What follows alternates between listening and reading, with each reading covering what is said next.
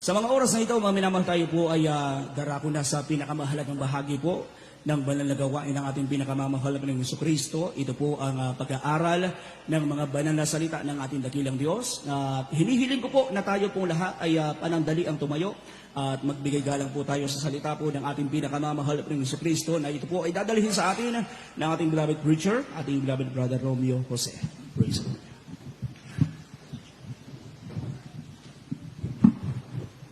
Amen. Praise the Lord. God bless po sa ating beloved co-preacher, Derby Domingo. Amen. Praise the Lord. Tayo po lahat po mga minamahal, imanalangin upang tayo po samahan. Gabayin po tayo ng ating napakabait na Diyos. Amen. Praise the Lord. Opo, dakilang Ama, Diyos na makapangyarihan sa lahat, sa pangalan mo po aming pinakamahal na Panginoon Jesus. Kami ito sa puso nagpupuri, nagpapasalamat sa naunang bahagi ng ipumbalan mong gawain. Lalubos ng pinagpalat nilang isa, higit sa lahat sa pagkilos sa aming kaligitnan. Patunay lamang nakasama ka namin sa pagsamba po namin sa umagang ito. At narito po kaming lahat, nagkakaisa na nagpapakumbaba. Humihingi po kami ng kapatawaran sa lahat pa may nagawang pagkukulang at pagkakasala. Patawarin mo kami, O Diyos. Buksan ang pangunawa ng bawat isa naririto na maunawaan po namin ang ipumbalan mong kalooban. At ikaw po magbigay sa akin ng kadunungan, maging pagpapala po ako sa lahat ng ay puminamang ng mga kapatirin sa lugar na ito, maging sa lahat ng taga-subaybay na gawain na ito ng Jesus Miracle Crusade International Ministry. Pagpalain mo ay pumbalang mo salita sa unat dalangin ng ay puminamahal at iginagalang na ay pumalapastor. Amin pong sinasaway mga gawa ng kaaway, pag-anilangan ay command you cast out in the name of the rest Jesus. Hallelujah, praise the Lord. Hallelujah, praise the Lord. Amen. Purihin po ang ating pinakamahal na Panginoon Jesus.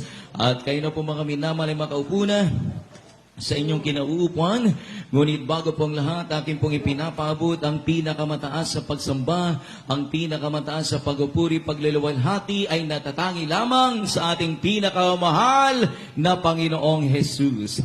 At dubling paggalang at pagbati sa ating beloved evangelist Pastor Wildy Estrada Almeida, the in-time prophet of our loving God and His beloved children, at patuloy po natin inaalala ang mga mabuting turo at aral iniwan sa atin ng ating beloved Honorable St. Pastor Linus Almeida, maging sa lahat ng ating pumakasamang kapamanggagawa, sa pangasiwa po ng ating beloved preacher Mars Facton, sa lahat ng mga beloved preachers, beloved elders, sa lahat ng ating po mga webcast viewers na walang sawang umaantabay sa gawain ito ng Jesus Miracle Crusade International Ministry. Magandang umaga na po sa ating lahat. Purihin po ang ating pinakamahal na Panginoon Jesus. At tayo po ay mag-aral ng kanyang banal na salita sa oras na ito. Bigyan po natin ng tema, ang ating tatalakayin sa umagang ito, steadfast focus on Jesus.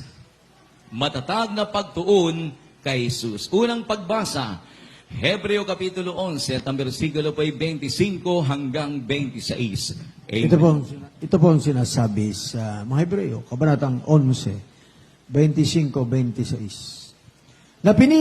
Napinili pa ang siya'y tampalasanin na kasama ng bayan ng Diyos, kaysa magtamo ng nagsisikupas na kaligayahan sa pagkakasala, na inaring malaking kayamanan ang kadustaan ni Kristo kaysa mga kayamanan ng Ehipto, sapagkat ang kaniyang tinititigan ay ang gantimpalang kabayaran. Amen. Amen. Purihin po ang pagbabasa na banal na salita ng ating pinakamahal na Panginoon Jesus. Diyos po ang magpala. God bless you po. Mga minamahal, sa talatang ito, ang tinutukoy dito po mga minamahal, mga kong kapatid, walang ibang kundi si Prophet Moises. Na kung saan si Prophet Moises po mga minamahal, walang ibang pinahalagahan po niya, kundi gawin ang katwiran at kalooban ng Diyos. Nang sabi ng ating damasa, siya po ay nakasentro ang puso't isipan niya sa gantimpala na ibibigay ng Diyos sa kanya. Everybody shout, praise the Lord!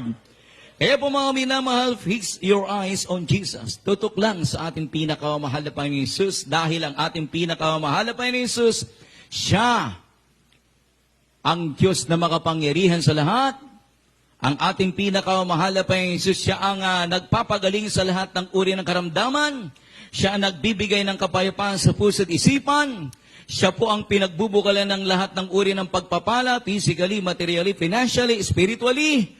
At siya ang tagapagligtas, lahat ng sumasampalataya sa Kanya, magkakaroon ng katiyakan, kasiguruhan sa buhay na walang hanggan. Palakpakan po natin ang ating pinakamahal na Panginoon Jesus. Fix your eyes on Jesus. Just look your eyes on Jesus. Because He is the author and the finisher of our faith. Tutok lang palagi sa ating pinakamahal na Panginoon Jesus, huwag mong tignan ang problema. Dahil manghina at manglulupaypay ka. Huwag mong tignan ang kahirapan, sapagat manlulumo ka. Everybody shall praise the Lord. Sapagat kapag ikaw ay tumingin sa katitisuran, hindi mo maisasagawa ang katwiran at kalooban ng Diyos. Ikaw ay maghihina. Kapag ikaw ay nanghina, kapag ikaw ay nanglupaypay, hindi mo maisasagawa ang kalooban ng ating pinakamahal na Panginoon Jesus. Hindi ka lubos na makakapanalangin. Amen? Hindi ka lubos na makakapanalangin, hindi ka lubos na makapaglilingkod sa ating pinakamahal na Panginoon Jesus. Kaya po mga minamahal, lagi po natin sinasabi, kapag hindi na nakasentro ang puso mo sa ating pinakamahal na Panginoon Jesus, mawawalan ka ng gana na maglingkod sa ating pinakamahal na Panginoon Jesus. Totoo po ba? Totoo po yan. Amen? Kaya may mga mananampalataya, kung kailan sila tumagal na naglilingkod sa ating pinakamahal na Panginoon Jesus, sila po ay nanghina. Ang ibang mga mananampalataya, ngunit tayong lahat na naririto kung kailan po tayo tumatagal sa paglilingkod sa ating pinakamahal na Panginoon, laging nakasentro ang ating puso't isipan sa ating dakilang Diyos sa buhay. Everybody shall praise the Lord. Kaya kapag hindi na nakasentro ang puso mo sa ating pinakamahal na Panginoon Jesus, mawawalan ka ng gana sa pagdalo. Kaya po mga minamahal kong mga kapatid, speaking of pagdalo, kapag hindi ka na dumadalo sa banal na gawain ng Diyos, 5 kaagad ang maging kasalanan mo sa harapan ng Diyos. Totoo po ba? Alamin po natin kung gaano katotoo. Sabi ng banal na kasulatan sa Hebreo 10:25, ang pagtitipon ng mga banal, huwag po natin kalilimutan. Ibig sabihin, ang pagdalo sa banal na gawain ng Diyos, utos ang ating pinakamahal na Panginoon. Kapag hindi ka dumalo, magkakasala ka na sa harapan ng Diyos. At kapag hindi ka na dumadalo sa banal na gawain ng Diyos, hindi ka na makakapanalangin lubos.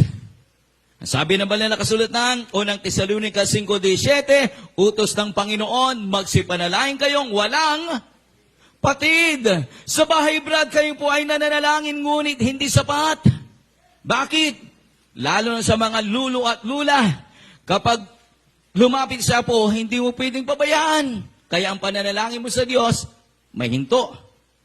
Kaya napakahalaga ang pagdalo sa banal na gawain ng Diyos. Pangatlo, kapag hindi ka na nakakadalo sa banal na gawain ng Diyos, hindi ka na lubos na makakapagpuri sa ating pinakamahal na Panginoon. Tandaan po natin, ang pagpupuri sa Diyos, ito po ay kalugod-lugod sa Kanya banal na harapan. Pang-apat, kapag hindi ka na nakakadalo sa banal na gawain ng Diyos, hindi mo na mapapakinggan yung mga buhay na patotoo, yung mga gawa ng mga kapangyarihang kamay ng Diyos sa lahat ng sumasampalataya sa Kanya. Panglima, kapag hindi ka na dumadalo sa banal na gawain ng Diyos, hindi mo na maibibigay yung tithes and love offering mo sa ating pinakamahal na Panginoon. Sa madaling sabi, kapag hindi mo ibinigay ang para sa Diyos, maturingan kang magnanakaw at wala pong magnanakaw ng aakyat doon sa langit.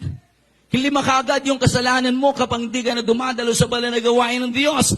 Kaya mahalaga na ang bawat mananampalataya ay lagi po tayong nakatutok palagi sa ating pinakamahal na Panginoon upang hindi po tayo magkasala sa harapan ng ating dakilang Diyos. Palakpakan po natin ang ating mabait na Diyos. Amen? Kaya napakahalaga na nakatutok po tayo sa ating pinakamahal na Panginoon. Kaya kapag hindi ka na nakatutok, nakasentro ang puso at isipan mo sa ating pinakamahal na Panginoon Jesus, mawalan ka ng gana sa pagbabasa ng Biblia.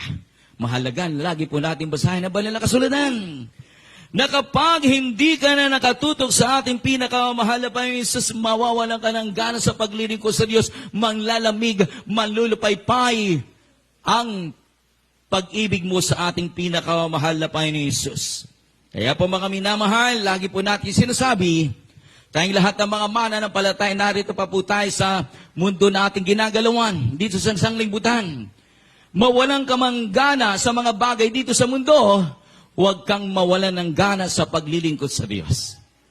Hindi pinagsasawaan yung paglilingkod sa Diyos sapagkat dito nakasalalay ang kaligtasan ng ating mga kaluluwa. Kapag pinabayaan mo ang paglilingkod sa Diyos, hindi nakasentro ang puso at isipan mo sa ating pinakamamahal na Panginoon, mawawala ka ng gana na sumunod tumanima sa banal na utos ng ating pinakamamahal na Panginoon.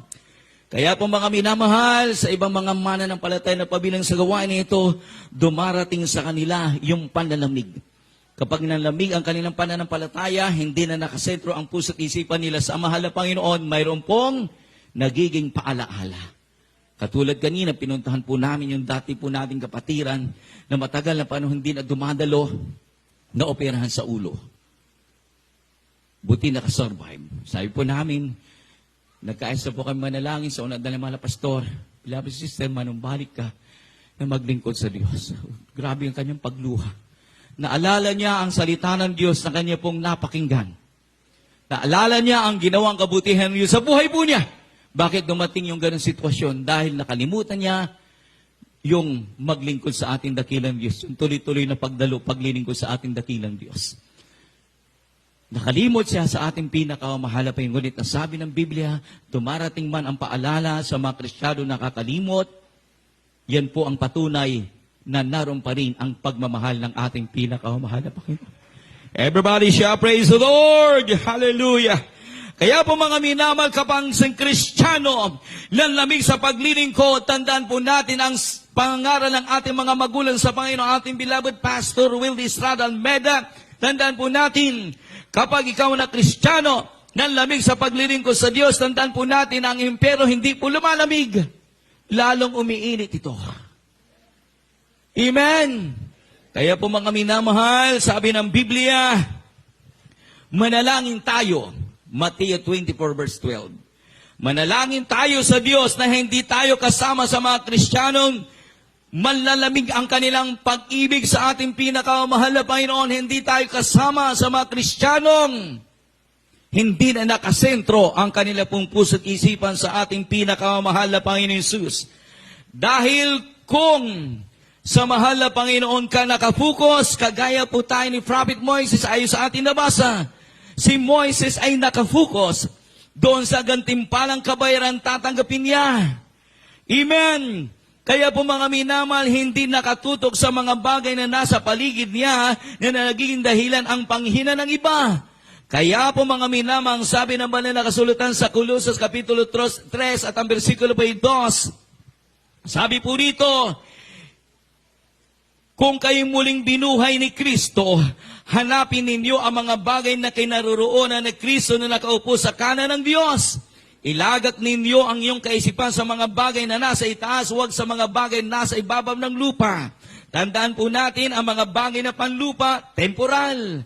Ngunit ang mga bagay ng panlangit, eternal, nananatili, hindi kumukupas. Kaya kapag isang bagay, tandaan po natin, kaya kapag ang isang bagay na hindi nagiging dahilan o nagiging dahilan ng inyong panghihina at panlalamig, huwag kang tumutok diyan. Ulitin po natin. Kaya kapag isang bagay na nagiging dahilan ng inyong panghihina at panlalamig, huwag kang tumutok diyan. Everybody shall praise the Lord. Kaya po mga minamahal, ano-ano ang mga bagay na nakapagpapahina sa ating pananampalataya? Number 1, iwasan ang negatibong tao o kritiko para di malito sa pananampalataya natin sa Diyos at makapagpatuloy. Roma, Kapitulo 16, at ang versikulo po ay 17 hanggang 18. Dito po sa Roma, Kabanata 16, ang talata po ay 17 hanggang 18. Ngayoy, ipinamanhid ko sa inyo mga kapatid na tandaan ninyo yaong mga pinanggagalingan ng pagkakabahabahagi at ng mga katitisuran laban sa mga aral na inyong nangapag-aralan at kayo magsilayo sa kanila. Sapagkat ang mga gayon ay hindi nagsisipaglingkod sa Kristong Panginoon kundi sa kanilang sariling tiyan at sa mamagitan ng kanilang mabuti panalita at mainam na mga talumpati ay dinadaya ang mga puso ng mga walang malay. Amen. Praise the Lord. Everybody shout, praise the Lord. Ay po sa ating nabasa po mga minamahal, ang negatibong mga bagay mula sa tao ay hindi makapagpapalakas sa ating pananampalataya, kundi manghina ang ating loob at mawala ang atensyon po natin sa Diyos. Kaya sabi po dito sa ating nabasa, iwasan natin sila, hindi lalapitan. Dahil pag nilapitan mo, sumang-ayon ka, magiging katulad kanila at mawawala ang focus mo sa ating pinakamahal na Panginoon Jesus. Everybody shout, praise the Lord. Pangalawa, iwasan ang pabago-bagong pag-iisip para maingatan natin ang ating kaligtasang natanggap.